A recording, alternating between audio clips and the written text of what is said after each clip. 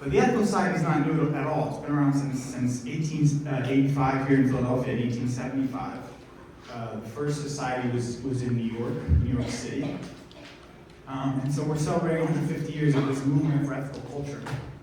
The purpose of an ethical society, going back to the founding of the movement in 1875, is to provide a shared space where we can work to improve the world together.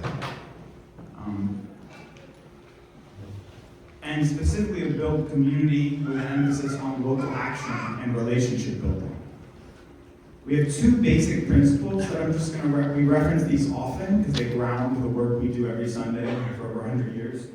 One, act so as to elicit the best in others, which in 21st century term is embracing and spreading facilitative leadership skills. And then two, deed before creed. And this is a belief that we do not necessarily need to agree on everything. And in fact, sometimes it's a distraction in order for us to work together to improve the world, to do good deeds in the world. So that's deed before creed. So we operate this building as a third space, both for our society and for hundreds of groups that don't have a space of their own in our community and throughout Philadelphia. And we also, and so if you are here for the first time, I'd recommend checking out the second floor before you leave, if you can. We rent out these spaces, and these spaces are filled with activity throughout the week. It's not just us in the building. We also operate Camp Linden, which is a center for environmental education in Chester County. It's a summer camp for kids, mostly from Philly, who don't get a chance to play in nature. So they experience nature for the first time in a real way, play with the bugs, learn how to swim out on the Brandywine in Chester County. You can learn more about us and our history and also Camp Linden in the pamphlets that are in the lobby. So later there'll be time for announcements, but first we're going to have a brief moment of silence. We do this every Sunday. Just give ourselves a moment, about a minute. Take a deep breath, relax. This is the only time I do this throughout the week, so I'll allow you. And then I'll call you all back in after about a minute.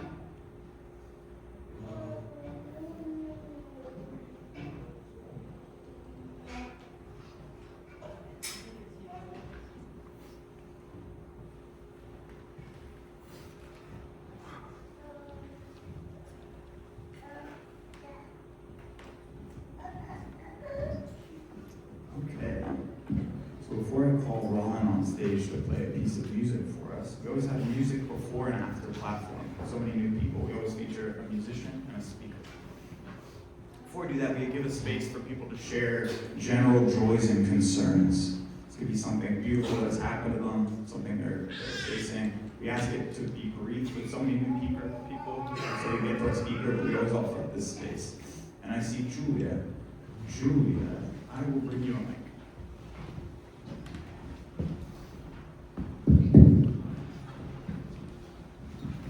I normally don't, count my chicken before they hatch, but I had a really hard year and a career change kind of in the middle of the year last year, but this week I got an interview with Northwestern for a counseling program, and it went really well. So, yeah, again, no chickens before they hatch. I'm definitely gonna knock on wood, but yeah, I feel good about it.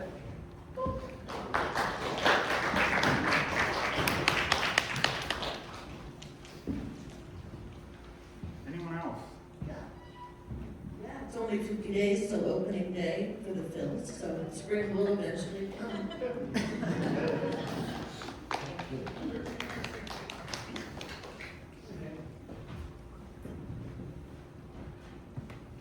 Hi everybody, Dave Kondo.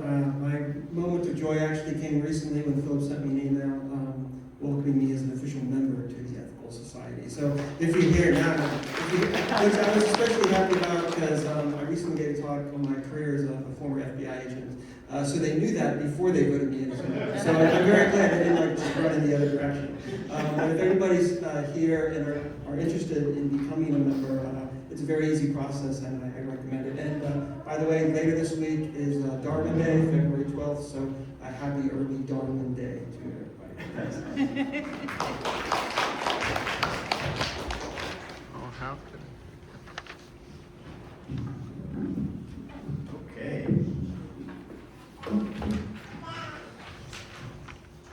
So now I'm going to welcome up Ron Wilbur to play us a piece on the piano. Let's give an applause for Ron.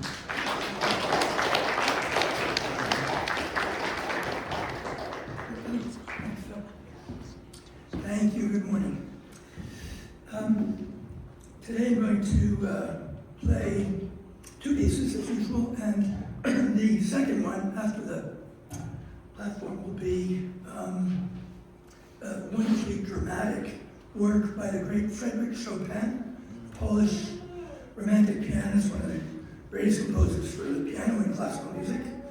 And it's called Scherzo, third Scherzo in C-sharp minor. He wrote 4 of them. It's a rich, beautiful, dramatic, and also lyrical and inventive piece of music. I hope you will enjoy that one. Also, just a quick blurb for my own, our own concert here. I have a group that we've played concerts here for many, many years, 12, 13, 14 years. And we're going to give an old Chopin concert in 2 weeks from today at 2:30 in the afternoon on February 22nd. There are some flyers outside on the table there you could grab if you're interested. We're going to play all the Chopin ballades, some of his greatest music, and I'm going to play the phenomenal sonata in B-flat minor, which is known as the Funeral March Sonata, which has the third movement of the Funeral March, which is one of the most famous themes in music. And you will all recognize it. No one doesn't. Anyway, that's if you would care. It would be very exciting, rich, beautiful afternoon. But anyway, I'd like to begin with something very different. A piece by Maurice Ravel that's a very well-known piece of music called Pavane for a Dead Princess. And it speaks for itself. It's very beautiful and solemn and stately and particularly lovely. And I don't think it's so much meant to be sad as it's to be solemn and deeply thoughtful. Thank you.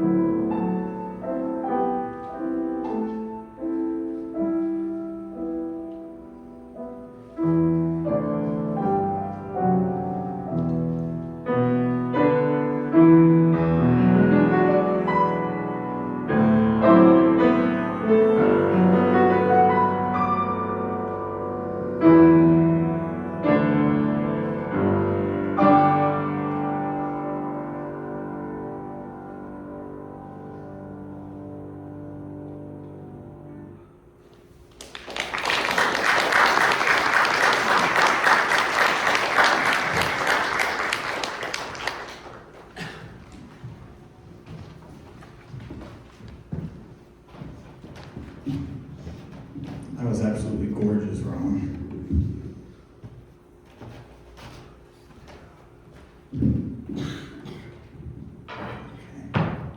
So our speaker today is also here for the first time, if I understood it correctly, right? So Claire Finkelstein is the founder and faculty director of the Center for Ethics and the Rule of Law at the University of Pennsylvania. It's a nonpartisan interdisciplinary institute there. An expert in the law of armed conflict, military ethics, national security law, and professional ethics, she most recently led a working group of over 30 national security professionals to produce a significant report discussing recommendations for closing Guantanamo Bay. But that's probably not the most recent thing she's done, I think, because she told me this is a somewhat updated bio. She's done a lot of things since then. Finkelstein is also a national security consultant, briefing Pentagon officials, U.S. Senate staff, and others on issues relating to national security law and practice. Her other scholarly work has focused on criminal law theory, moral and political philosophy, jurisprudence, and rational choice theory. Please join me in welcoming Claire Finkelstein.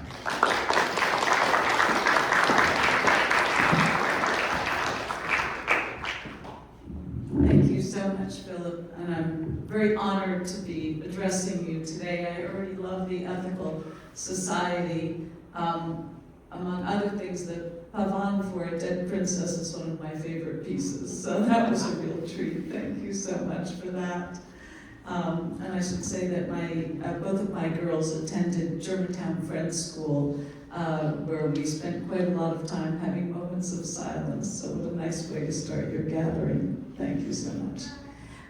This talk will be a little bit technical at times, and I'm going to try to downplay the legal technical parts of it, and make it as comprehensive as possible.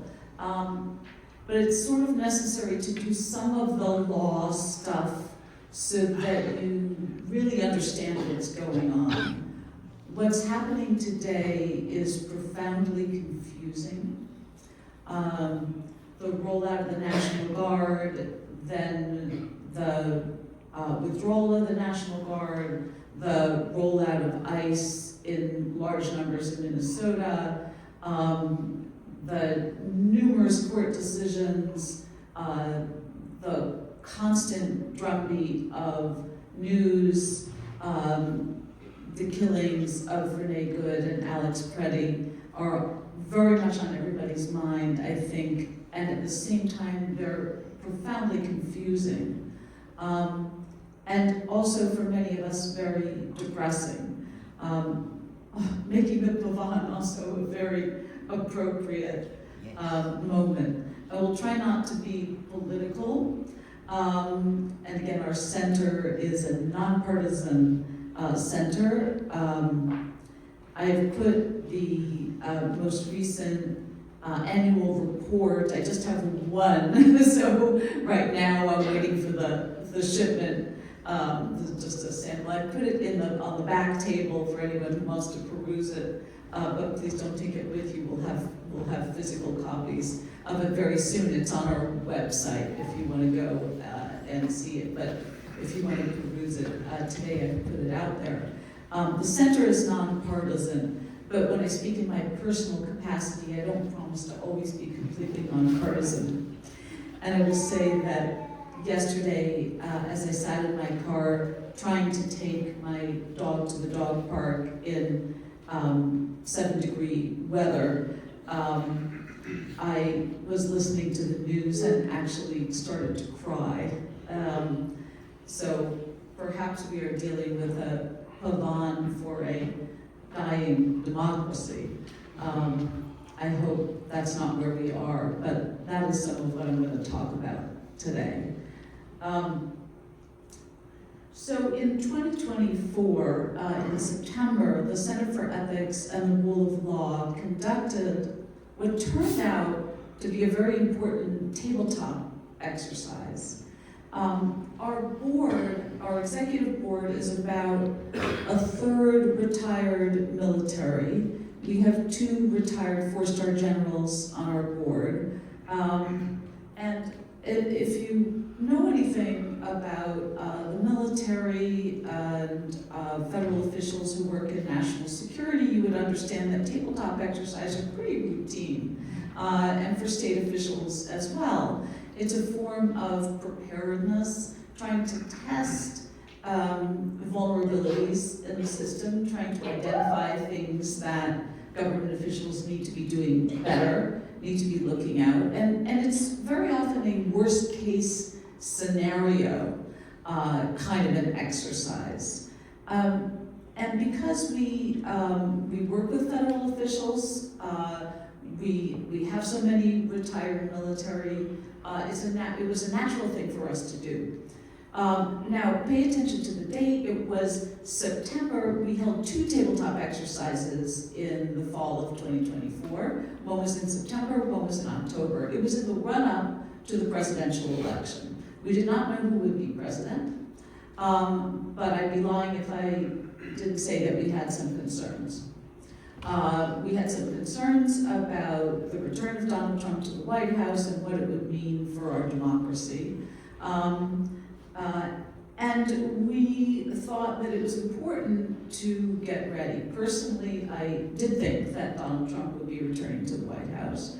And we spent the first Trump administration struggling with a lot of national security issues that we felt had threatened some fundamental tenets of our national security practice.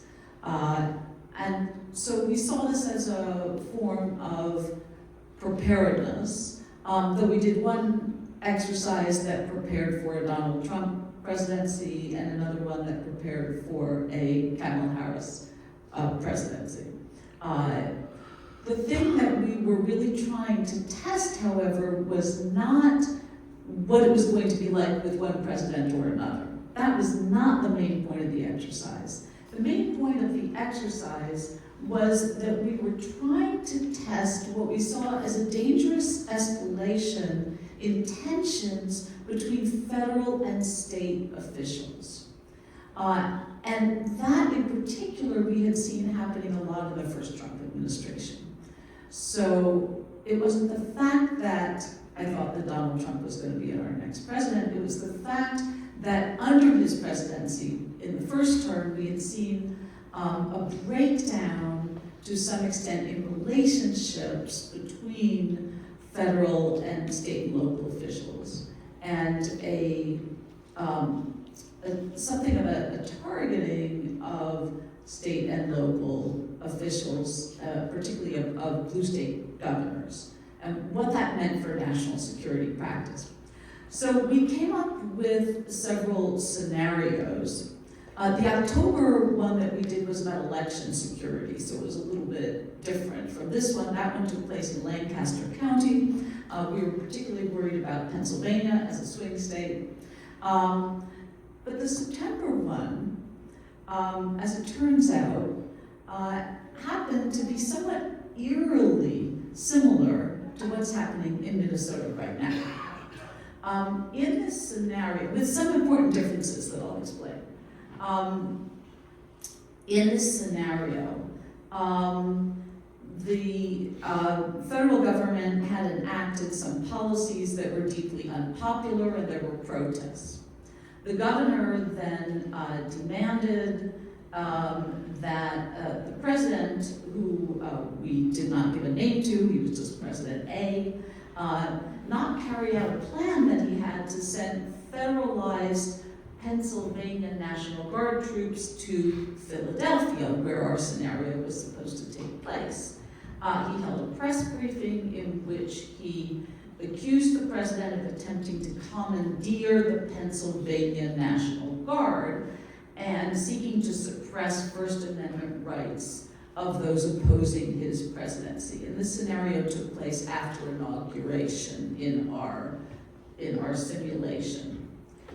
President A refused and engaged in a federalization order, which means that he brought the National Guard under federal control under Title X.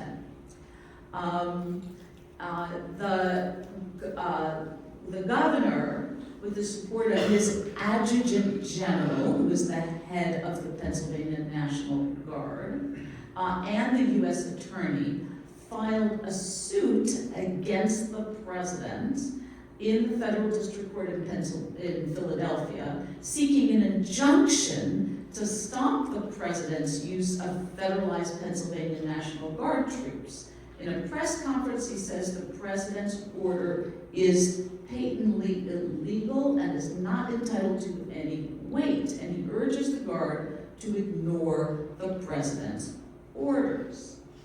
President A, in turn, puts out a comment over social media channels about the governor's insubordination and mentions, quote, a seditious conspiracy among governors and other local officials who refuse to acknowledge presidential authority.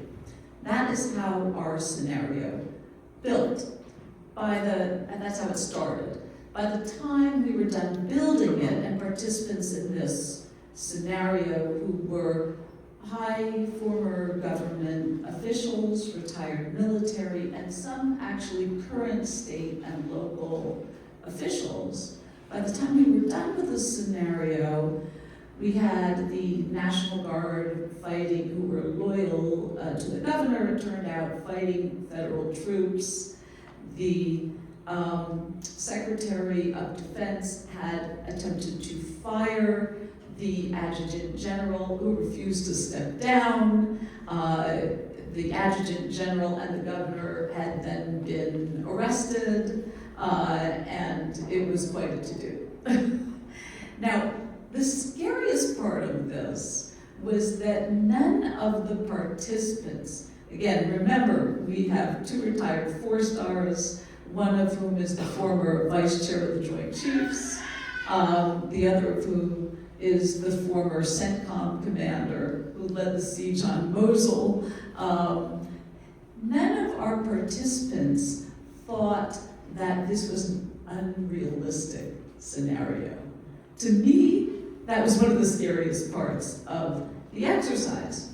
We put out in 2024 an after-action report, and at the time I kept thinking, this is nuts. Like, why did we do this? We sound like extremists. Do we really want to ring the warning bells this hard? I'm going to discredit my center. What am I doing here? In which we gave certain warnings. We said that if there is a clash between presidential authority and state authority, and a governor and a president to this extent, it is likely that presidential authority will win out over a governor's, where the control of the National Guard is concerned. Second of all, enhanced training to ensure robust rule of law adherence in the military is needed. Third, courts. It may turn out the courts are ineffective in critical circumstances involving civil unrest. Turns out that was one of our most important findings. Fourth, the immunity decision, which had already come down at that point, created a gray area, we found. This was a very important takeaway, in which presidential orders might be received with uncertainty as to their legality, creating confusion in and potential damage to the chain of command. Next, senior military leaders would likely follow court orders, even in the face of a contrary presidential order. That was a somewhat reassuring finding. Next, the military's commitment to political neutrality may be put under pressure in a highly charged political atmosphere involving civil unrest. And finally, direct orders from the president to combatant commanders are a distinct risk, particularly NORTHCOM, the combatant command that calls out domestic troops, such as in our current situation, the 11th Airborne. In other words, the Joint Chiefs could be cut out of the process of assembling domestic troops. Well, flash forward. National Guard to the second Trump administration, and of course you know what happened. National Guard troops were called out in force to a number of American cities. Now some of you might not fully understand, some of you may not be lawyers, I'm sure some of you are, but some of you may not totally have followed what happened there. So let me spend a few minutes explaining. National Guard troops were called out to Los Angeles, to Chicago, to a number of other cities, including the District of Columbia. The only place they now remain is the District of Columbia, where mostly they've been twiddling their thumbs or collecting garbage. The only reason that they can be in the District of Columbia is because there was the Home Rule Charter, which gives the president direct authority to call National Guard out in DC. But with regard to all the other venues where they were called out, the reason that they have been pulled back is because of a Supreme Court ruling. And in that Supreme Court ruling, and I'm going to flash forward here, in that Supreme Court ruling in which my center had a little bit of a hand,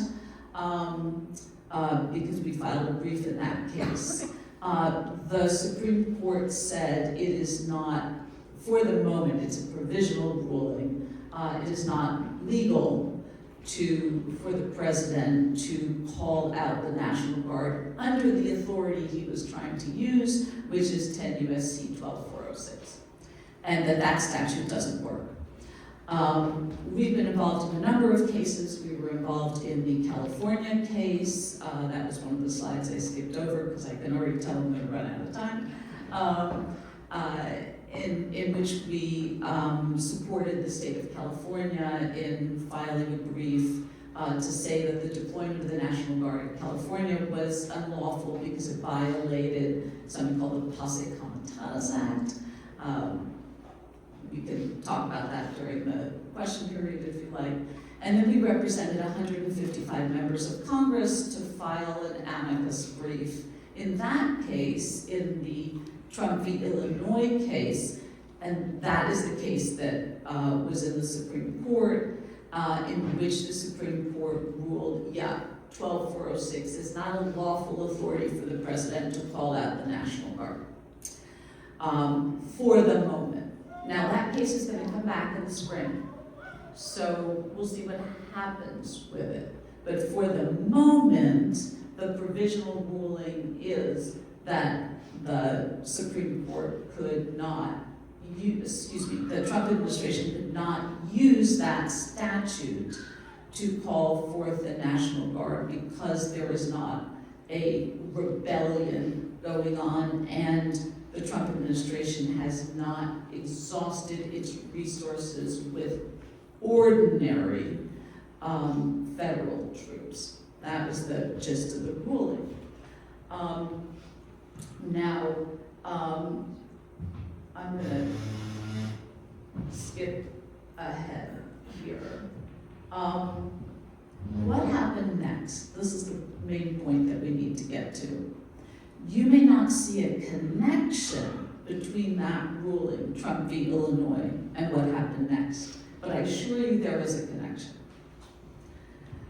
Because the deployment of 4,000 ICE agents to Minneapolis is a direct substitute for the National Guard.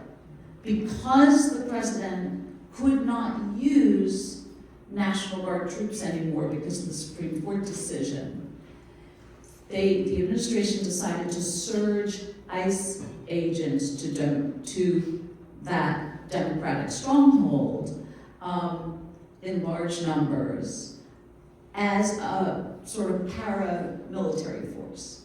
Now, to some of you this may sound crazy, okay? Why would they do that? The reason they would do that is it's not all about immigration. Okay, now let's remember that the National Guard was in theory there to back up ICE agents who were engaged in a legitimate law enforcement operation. It is a civil law enforcement operation in which they are enforcing immigration laws.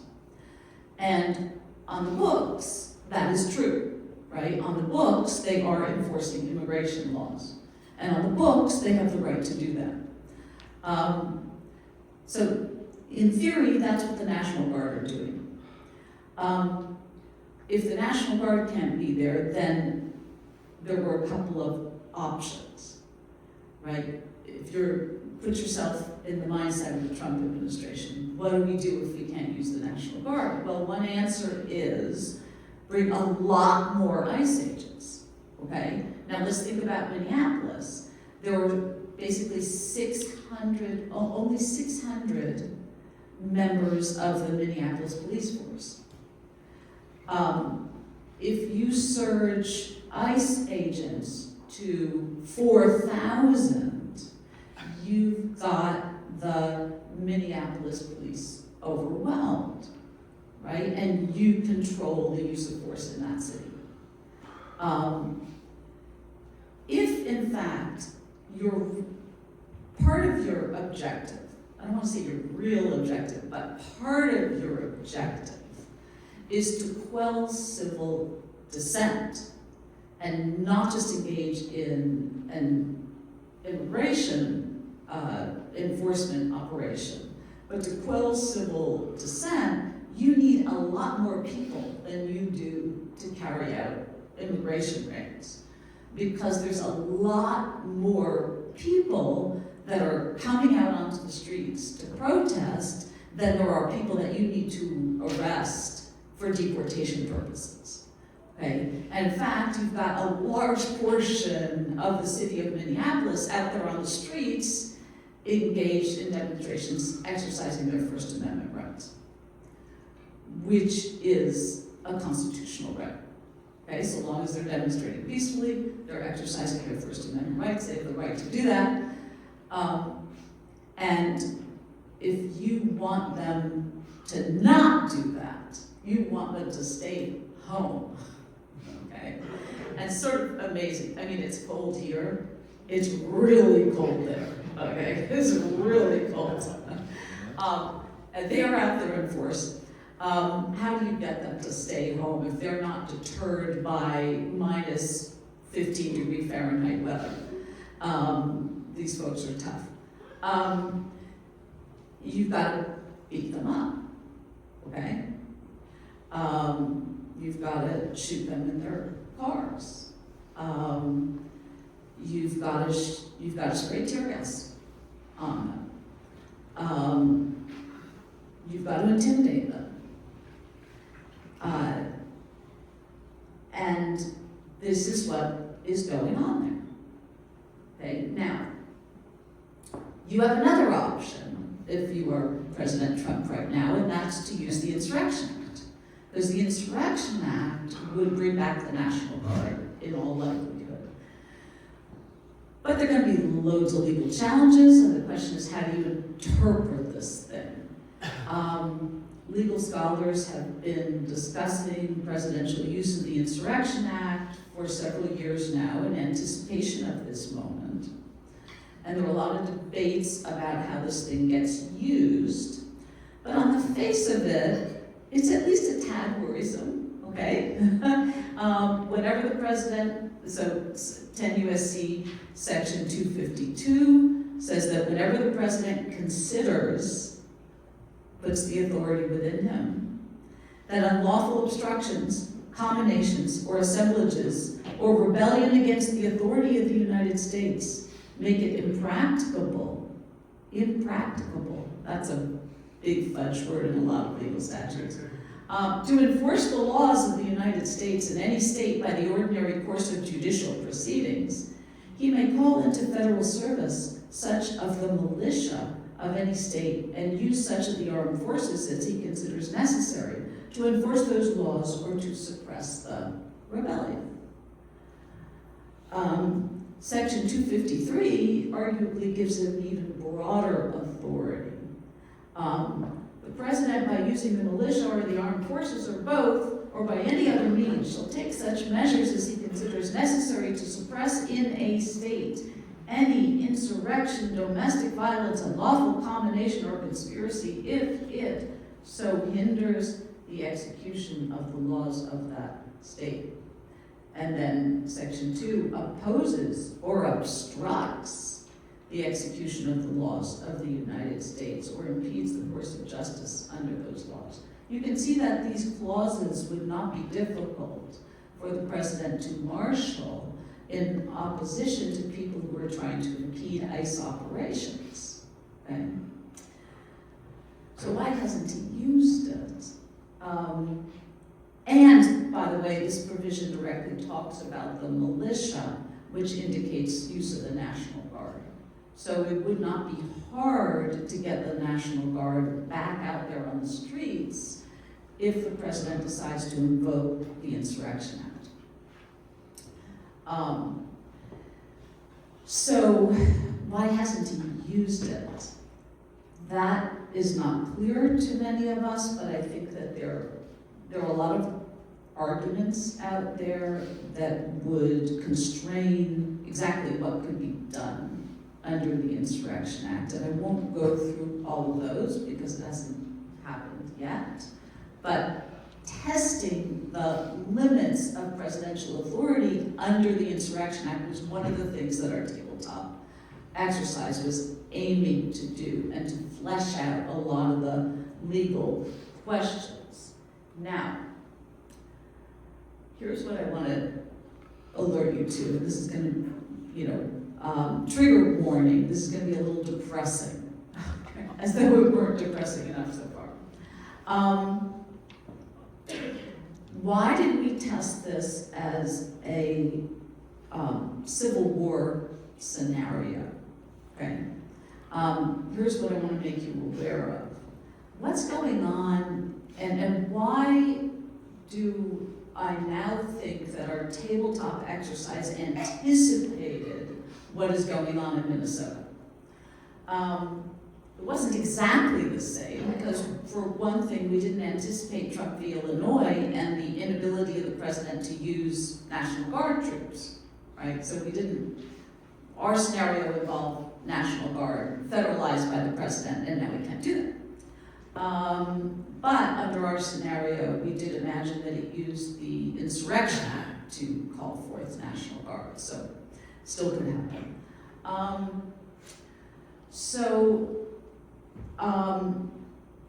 The buildup of, in my view, use of unlawful force against citizens in Minnesota creates a situation where there was a direct conflict between law enforcement authorities in Minnesota, or a putative conflict between law enforcement authorities in Minnesota and federal authorities. How does this work? Let me skip ahead to this. Imagine an ICE agent using unlawful force. Imagine civilians who are the victims of that unlawful force. Now let's say you have the outnumbered Minnesota police. They have a duty to protect civilians if the civilians are the victims of unlawful force, which, at least with the two horrific shooting deaths of Renee Good and Alex Crelly, it seems highly likely that these involve the use of unlawful force and that these are murders by federal agents. So had they seen these acts in the making, they would have had the duty to protect those citizens, as well as numerous other incidents that are occurring around the state. That means that they also have a duty to use force to repel the use of unlawful force against ICE agents, right? And this is just law, right? You start with an unlawful use of force, and you're the police, and you have a duty to protect the citizens of your state against the use of unlawful force, you have to act.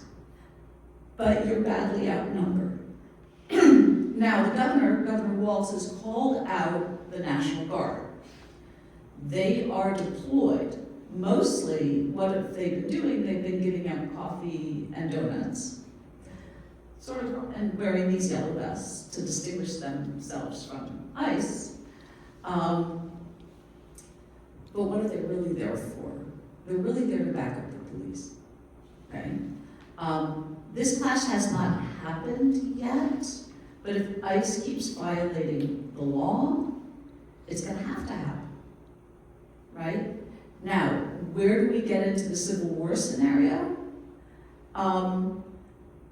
National Guard back up the police, and now we come to the 11th Airborne, which, as you know, the 11th Airborne is hanging out in Alaska.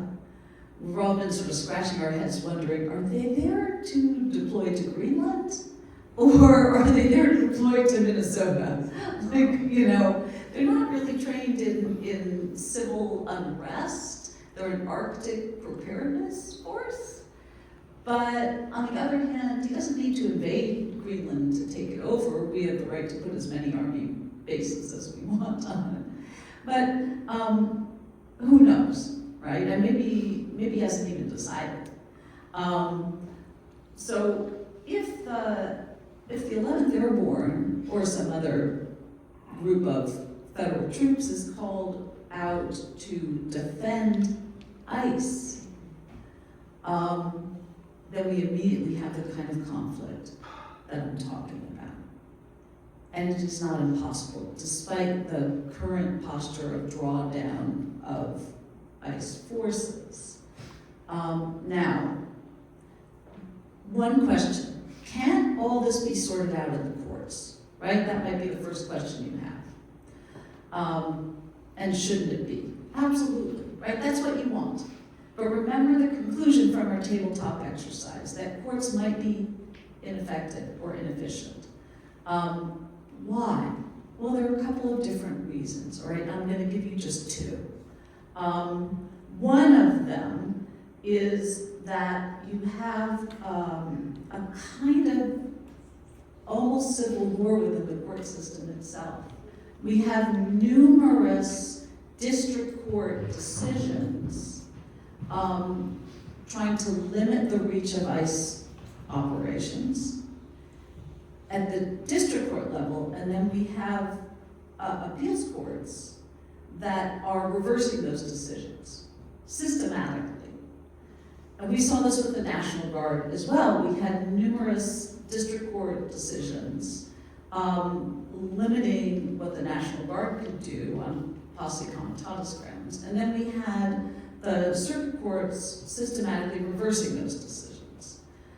So we have a split court system right now. The other reason is that the federal government is not abiding by the court decisions, right? There was a recent decision put out in which the judge said, gave an appendix and listed nearly 100 court decisions that the federal government had refused to obey. And that's one of the conclusions that came directly out of our 2024 tabletop exercises, which is that there is a concern that courts won't be listened to in this kind of situation, and that they won't be able to get their orders enforced. And that's one of the most concerning findings to me, which we appear to have anticipated, which is that court orders don't hold. And I think that's when the democracy is really a little bit in trouble. Let me close with a decision that just came down on Friday that some of you may have noticed, again, that fits this pattern. The district court for the Southern District of Texas had decided 2 cases involving immigration matters in which they had said that individuals being deported had the right to a bail hearing and that they could not be deported without having the opportunity to have a bail hearing, and that discretionarily a judge could grant bail, and that they could be free once bail was granted pending the deportation hearing. On Friday, the Fifth Circuit rejected both those decisions and said that after reviewing carefully the relevant provisions and structure of the Immigration and Naturalization Act, the statutory history and congressional intent, we conclude that the government's position is correct. We reverse the district court's orders to provide petitioners with bond hearings, bond bail hearings, or release them and remand for further proceedings consistent with this opinion. Namely, nobody can be released anymore pending immigration proceedings. And it was really a huge blow to, to this series of Texas opinions, which had nationwide implications. So, whoops.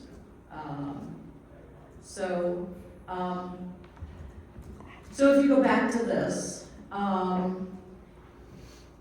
last thing, one more second, I'm going to close with this. Imagine you are a member of the 11th Airborne, okay, and you've been called in to defend ICE. And ICE is engaged in an unlawful use of force against U.S. citizens and putative deportees. What should you do? Should you back them up? If you're called in to back up federal agents who are engaged in an unlawful use of force, that's likely an illegal order. Okay? If you're called in to back up someone who is shooting U.S. citizens in their cars, who is not posing a risk that would justify lethal force in self-defense, you cannot carry out that order lawfully, okay? But it's a dangerous thing for you. Now, if you're thinking about this, right, you're a member of the 11th Airborne and you're trying to think, do I follow this order or do I not follow this order? You might think about your oath, right? Your oath to obey and defend the Constitution. Though if you're not a military officer and you're an ordinary enlisted, you might remember that your oath also requires you to obey the president.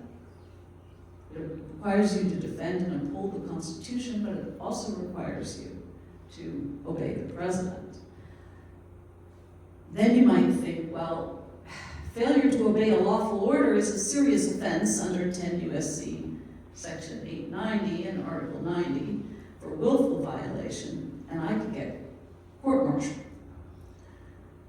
But if the order is illegal, well, it is an affirmative defense to refuse to obey the order. But the order must be patently illegal for the refusal to follow the order to be justifiable. Well, when is an order patently illegal? Well, that's a tricky question. And as you will remember, 6 members of Congress have found out that it's a very political question because they made a video reminding troops, speaking directly to troops and reminding them that they have a duty not to follow unlawful orders. And now they're under investigation. And moreover, our president retweeted a tweet in which someone said that they should all be hung, and he said that they were engaging in sedition. And now they are all under investigation, and they're seeking to reduce the rank of Senator Mark Kelly. So I would suggest to you that the missing piece here, which I won't continue in, is the immunity decision. Right? right, which was another one of our findings, which created a gray area around presidential orders. That the president has immunity, and one of the things that we warned in the amicus brief that we filed in that case, was that there would be adverse impact of presidential immunity on the principle of military obedience to civil authority, the foundation of our civil-military relations since the inception of the Republic. Allowing a president to issue orders requiring subordinates to commit criminal acts or omissions would wreak havoc, we said, on the military chain of command and result in an erosion of confidence in the legality of presidential orders. It would also create the potential for disparate interpretations of the duty to obey orders, thereby risking military discipline. And I think that is potentially exactly what we are seeing. So thank you very much. I look forward to your questions.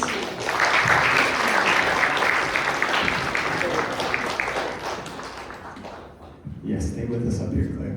So this is our talk back, our Q&A section. I'm gonna take the mic privilege and ask the first question, and I'm gonna ground us in where we are right now, because we just received a lot of information sitting in our chairs.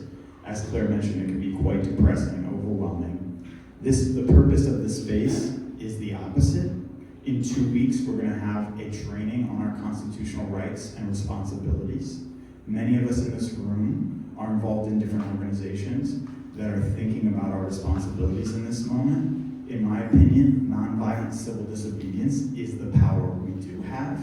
And that's gonna be my first question. Can you speak to us about the power of the organizing that's been going on in Minnesota, and whether that either showed up in your scenarios or also kind of what you've seen? Because from what I've heard from organizers on the ground is that there's been a ton of discipline within the organizing structure because of decades of organizing in Minnesota around training people on constitutional observance specifically. So if you could speak to that, and then I'll call on you all. Thank you for that very important question, Philip.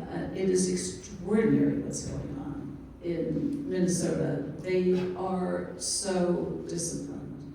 I don't know how they're doing it. Those protests have been so peaceful. And they're really holding up this example of how to do peaceful protests. Nonetheless, they are getting tear gassed, they're getting attacked. What they're doing is not child's play. The training is extremely important. I was involved with, as a kid, as a teenager, I was involved with nonviolent protests. I got arrested twice. I remember the training that I had to go through, and that in my rabble-rousing youth, and how you had to learn to go limp and all of that. And I cannot believe that we're back to these days. I fear that Philadelphia would be a much more complicated matter. If you think back to the summer of 2020 in Philadelphia and the unrest that we had here, one of the scenarios that I really don't want to see happen here again is looting, storefronts being broken, violence, cops getting attacked. We don't want that. So I think the training is really, really important. We don't want to give the federal government any incentive to use the Insurrection Act. Very unfortunately, some people have misunderstood our training exercise, our simulation exercise, to suggest that we are saying that the people of Minnesota are engaging in insurrection, which is the last thing that we are saying. The fact that you engage in preparedness exercises does not, and that you prepare for the worst, does not mean that you are saying the worst is happening. So I think those training exercises are really, really important, and the kind of organizing that you're talking about is critical. questions? Yes, just if you could say your name, I've never seen you. Hi, I'm Gabe. This is my first time at one of these. And I have a particular question regarding the police simulations in the tabletop game. I used to want to say board game because that's implications. So I've been kind of following the news of what's been going on in Minnesota and hearing a lot about, ICE tear gassing people, but also how largely the police have been engaged in support of ICE, and as I have also read from past incidences of ICE facing civil resistance within other cities, the police acting in support of ICE. This could partially be because ICE just has more bodies and more guns than they do, or perhaps the police simply find it easier to maintain civil order by suppressing protesters and such. So I guess my main question was wondering, have you did much simulating about a situation where the police came in support of ICE rather than the state government? And I don't know, what do you think of that? Yeah, you're asking a really good question, and I'm actually trying to understand this better myself about what's going on in Minnesota, because yesterday, 50 protesters at the Whipple Federal Building were arrested, and it seems that they were arrested by Minnesota police, and State National Guard were actually involved in those arrests. And what happened apparently is that they declared the gathering unlawful and then arrested everybody who stayed behind, or a lot of people who stayed behind. So police, from what I understand, Minneapolis police have been trying to enforce the law in an even-handed way. Trying. I don't think it's accurate to say they're on the side of ICE. I have heard and have seen on social media instances where they have come, where people have called 911, and they have come very quickly to protect people against ICE. And I've seen those videos, and it's quite impressive. I mean, people who get stopped by ICE on the highways call 911. I even saw a police commissioner himself show up in person, some of you may have seen this video, and get ICE to back off that particular individual. So I think they're in a very difficult and somewhat equivocal position, because in theory, ICE's immigration purposes there are lawful. The problem is, or one of the many problems, is that their methods are not. So, and they're not well trained, or a more cynical view is they're doing exactly what their training is, right? That's a big question in my mind. So I think that the instructions of the police are to try to keep the law, whatever it is, and if protesters are violating the law, and of course there's been some legal violations, they have to crack down on that. And if ICE is violating the law, well, they have to crack down on that. But what they haven't been doing is arresting ICE officers. And I don't see how that can be avoided. Some of what I skipped over in the presentation had to do with the machinations around the investigation of the crime scenes, and I'm calling them crime scenes, where Renee Good and Alex Preddy were killed. That has been an extraordinary set of circumstances where state officials are trying to get access to the crime scenes. They even got a judge's orders and a warrant to get access to those crime scenes, and federal officials did not allow them access. So they are clashing already with federal officials. So I don't think we can say straight up that they're on the side of ICE. Okay, more questions. I'm going to prioritize, see a lot of new faces here, so I'm going to prioritize people who I've never seen ask a question in the room. Yes, my name is Hakeem, and this is my first time here. Thank you for your presentation. My question is about the military use of the legality about military authorization. Because to me, it looks to me like the president used the military to attack Venezuela and take the president from that country without Congress approval. And then they look for one way or the other to justify that. So my question is, they can use the same scenario to use the military to oppress the state. And my question is, how the military supposed to know when the order is illegal? Because in those Venezuela, to me, it looked like it's illegal, and they still do it anyway. So.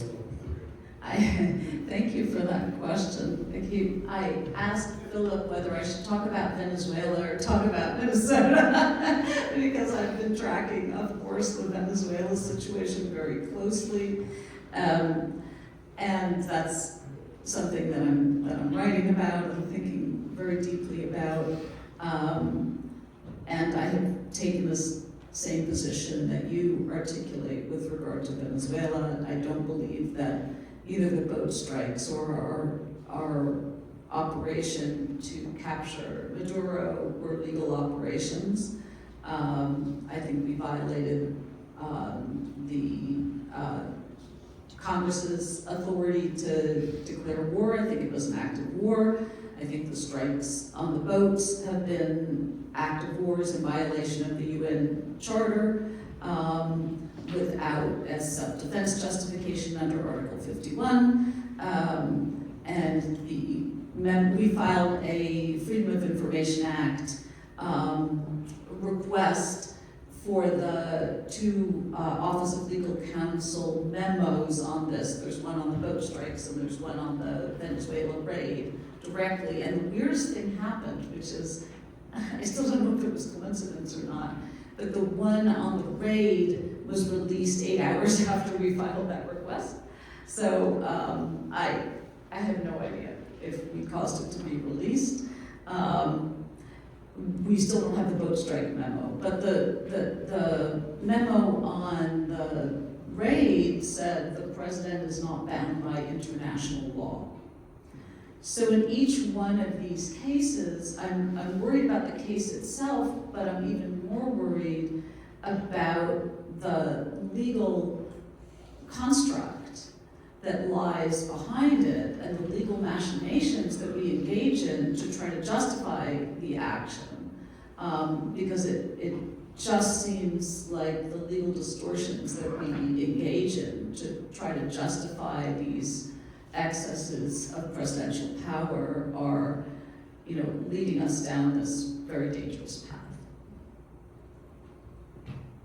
More questions? Yeah, just one second. All the new folks first. Hi, I'm Susan. I'm new. Thank you so much. This was fantastic. I'm a psychologist, so I can't help viewing it in these terms, but the immunity sort of defense, right? And everything that comes from that. Is that predicated on mental capacity? Mental capacity? Like, can that be challenged? No, so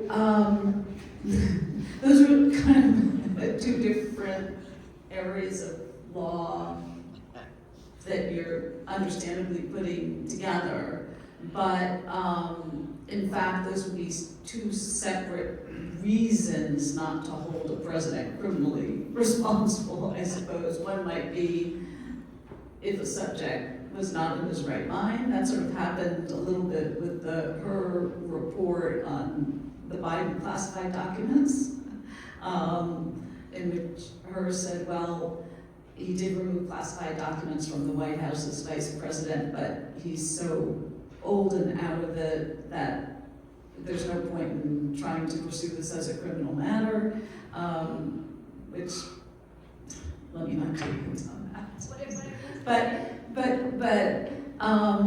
But no, I mean, the immunity decision was a small nuclear explosion in the legal world. I mean, it was, I'm just gonna start spluttering because there's almost nothing you can say that can explain it. The idea that the president, what we had on tap before that was that a president can't be criminally charged while he's president, that you have to wait till he leaves office. But this was like out of a meteorite out of nowhere. The position was so absurd that everybody was mocking the president's lawyers for taking this position, that a president, even long after he's left office, can never be charged with a crime as long as the thing that he did while he was president was done in his official capacity. And the trouble is that any order to the US military, any order issued as commander-in-chief is going to be an official capacity order. So, hence the famous SEAL Team 6, challenge that I think Justice Sotomayor presented in her, oral arguments and then in dissent, which is, so the president uses SEAL Team 6 to take out a political rival, that's okay? And the answer is, yeah. And it's just, how did we get here? Susan, did you want to clarify the one thing? So what I'm saying is, if he's found at some point to not have mental or cognitive capacity, right? Does the immunity still hold? Like, Yeah. No Oh, matter yeah, what. all the more so. All the more so. I mean, then he's got immunity and maybe an insanity defense on top of it. More questions from people who have not been here before, and then when I go to I'll be like, okay, see one more.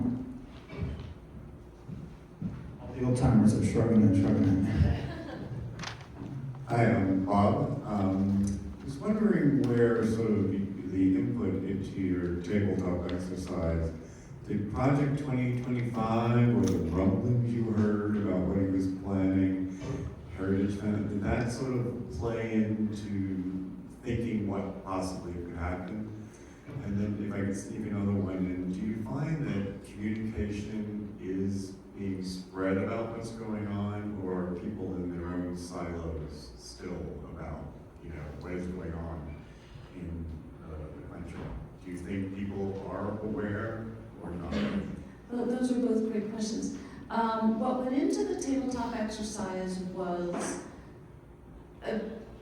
putting different pieces together that led us to have this particular concern. So it was a combination of thinking through what had happened on January 6, 2021, thinking through the attack on the elections from the 2020 election writ large, thinking through the precedent of Little Rock and the split between governors and the president, but sort of in reverse, thinking through threats to the integrity of the military that we were particularly tapped into, that we felt could escalate. Lafayette Park, and a number of incidents from the first administration, and threats to judges. And the theory was that in the first Trump administration, there were certain things that were always going to hold, that the military was always going to be apolitical. And that's one of the reasons during the first administration, my center worked very closely with the military, because we felt that this sort of commitment to the rule of law was very rock solid among the military, especially military academies, and where I go a lot. I take my students to West Point every year. I took them to the Pentagon every year, until last year. It was the first year I could not take my students to the Pentagon. We worked with Army JAG, and there was this just sort of apolitical, rock-solid commitment to the rule of law. And then the other area was judges. We felt, actually, we said during the first Trump administration, the 3 pillars of democracy that will kind of save us were the military, judges, and the press. And given what's happened to the Washington Post this week, given the firing of the JAGs and the politicization of the military, and given the inability of courts to see their orders met that is playing out right now in Minnesota, I think we're seeing all of those pillars under threat. Okay, a few more questions. Man, I see you.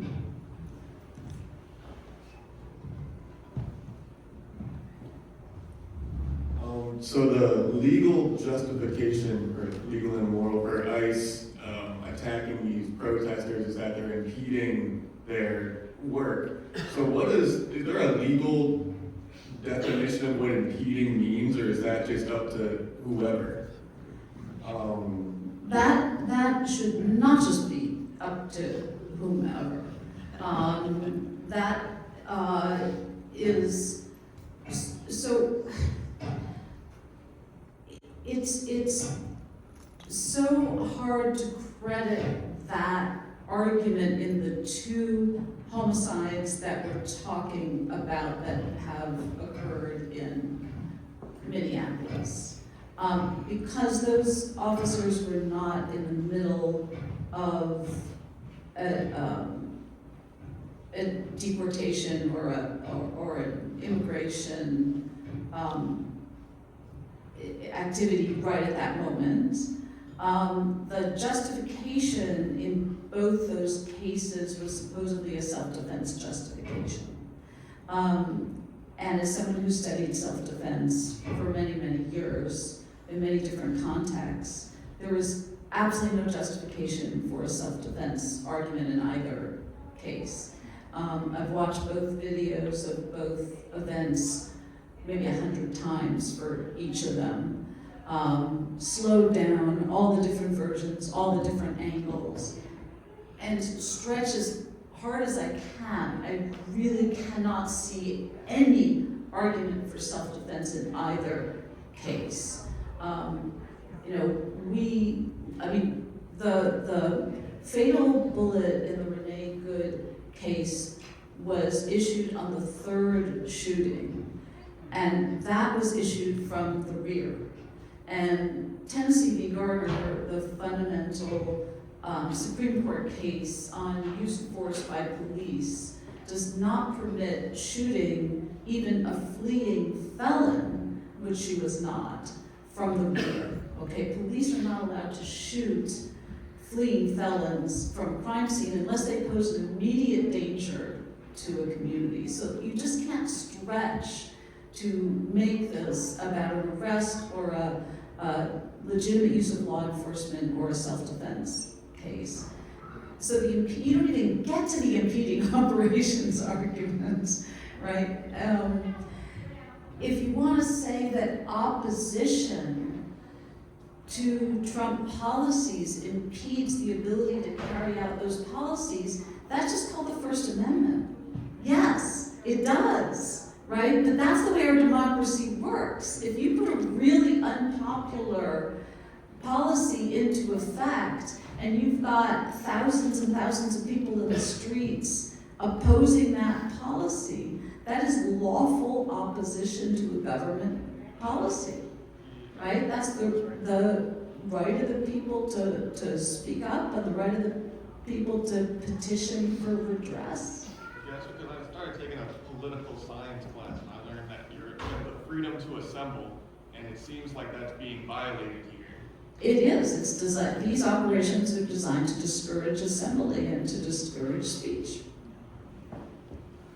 I'm gonna end it there because that is the message I would like us to sit with. And we're already at 12:30. 2 weeks from now, we're having a constitutional rights and immigrant solidarity training in the same space as our Sunday platform. The week before that, we're having a talk on the healing power of nature. So I'm just gonna put that in. The healing power of nature, constitutional defense. Right? That's where we're headed the next couple of weeks. Thank you so much, Claire. Please join me in thanking Claire. I think it's